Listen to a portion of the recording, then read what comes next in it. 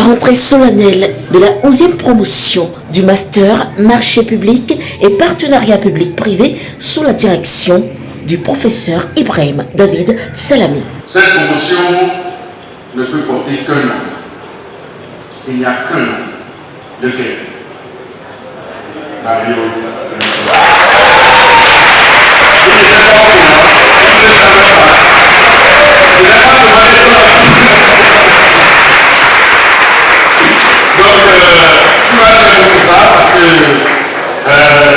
Ça ne l'engage en rien, ni financièrement, ni autrement, mais ça a une valeur symbolique, ça a une valeur morale pour que on retienne ce moment comme ce grand moment de cette rentrée académique. Promotion Mario Méthode. Je voudrais remercier toute l'assistance et je voudrais former le vœu, on va dire que jusqu'à la fin de vos carrières, il faut se de cette promotion. Personne ne passe ni devant la tête, ni devant la tête. Tour à tour, acteurs de justice, enseignants, invités ont entretenu les auditeurs. La leçon inaugurale donnée par Mario Métonou, procureur spécial près la Crayette, a porté sur le risque pénal dans les marchés publics, le regard du parquet spécial près la Crayette. Vous qui allez d'ici quelques temps entamer votre carrière, si ce n'est déjà fait, dans des fonctions de cadre supérieur dans la chaîne de cassation des marchés publics, vous qui allez être confrontés aux défis de notre temps, qui sont la lutte contre la corruption et les autres infractions. Je reviendrai à la fin de ma présentation. J'évoquerai avec vous quelques valeurs qui peuvent vous servir de boussole pour la suite et qui peuvent atténuer le risque pénal lié à l'activité qui est la vôtre. Au détour de chaque procédure, chaque acte de corruption, chaque abus de fonction, chaque prise illégale de terrain, chaque favoritisme, chaque atteinte au code des marchés publics renvoie à cette même question qui nous effraie à chaque fois. Mais que arrive-t-il? Les conseils des cadres impliqués dans la chaîne de cassation des marchés publics se succèdent et se ressemblent avec leur lot de douleur, leur chapelet du pain, les unes plus lourdes que les autres, les familles disloquées, les enfants au Canada et en France privés de revenus, les plus jeunes déscolarisés au Bénin, l'anathème a jamais répondu sur la ligne. Le risque, c'est la conjonction du norme juridique, pénal et de l'événement. L'un et l'autre sont marqués par un certain degré d'incertitude.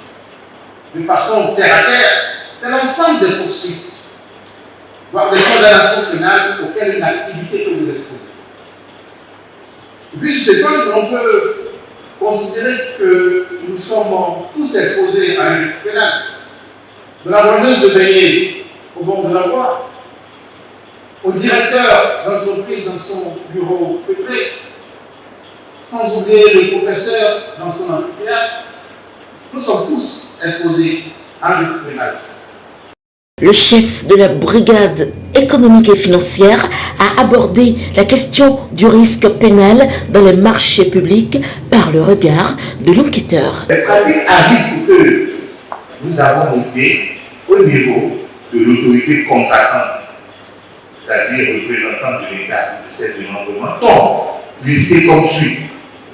Nous avons le non-respect de la liberté d'accès et de l'égalité des candidats dans les marchés.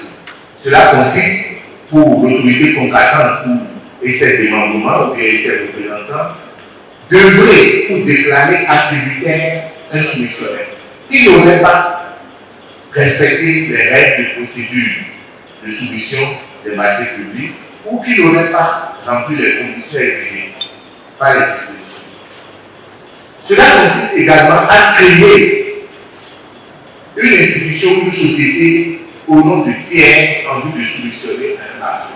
Ça, c'est des reproches que nous pouvons faire aux autorités contractantes et à leurs représentants. Et s'en est suivi le lancement officiel de la 11e promotion du master Marché public et partenariat public-privé par le doyen Léon Jossé, qui n'a pas manqué de prodiguer quelques conseils aux nouveaux auditeurs. Aux auditeurs de cette promotion, je voudrais vous prier d'être d'abord très assidus au cours, très assidus au cours, surtout les rayons permanents de l'État qui sont dans cette formation. Je vous prie, soyez très assidus au cours pour maîtriser les marchés publics.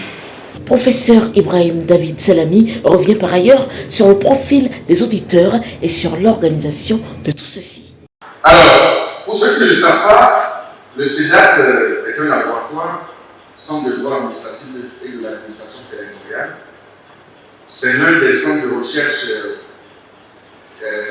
les plus vieux maintenant de la faculté, qui a 12 ans.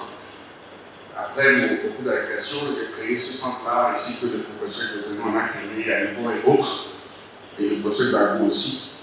Et ce centre héberge des masters, dont 3 masters que j'ai eu l'honneur de créer. Le master contentieux public et privé, qui est très orienté vers le contentieux, qui n'a pas eu beaucoup de succès, malheureusement. Administration des collectivités territoriales, qui a amené à sa 3e promotion, mais aussi et surtout le roi des masters, le master marché public et partenariat privé, qui a à sa 11e édition sans aucune discontinuité. C'est un master pour lequel nous sommes pionniers, puisqu'après nous, d'autres sont venus à notre école. Et nous avons implanté le même master à Maracou, au Togo, en Côte d'Ivoire et un peu partout dans la sous-région. Donc c'est un master qui a son prestige. Aujourd'hui, nous sommes à la 11e promotion et nous sommes en train de former 1040 spécialistes des marchés publics. Ça peut dire. Et le profil de recrutement de ces auditeurs, c'est des gens qui ont un niveau de Bac plus 3 ou Bac plus 4. Alors au départ, c'était ouvert aux juristes. Et à la fin de la formation, on a un diplôme de Bac plus 5 en droit des marchés publics. Mais depuis quelques années, on a ouvert la formation à des ingénieurs qui ne sont pas des juristes, mais qui interviennent dans l'aspect technique des marchés publics. Donc, c'est ouvert aux ingénieurs, c'est ouvert aux littéraires, c'est ouvert aux juristes, c'est ouvert à toute personne curieuse qui a, même ceux qui n'ont pas fait droit mais qui ont une expérience de marché public, peuvent venir se faire perfectionner ici pour avoir les meilleures formations en cette matière.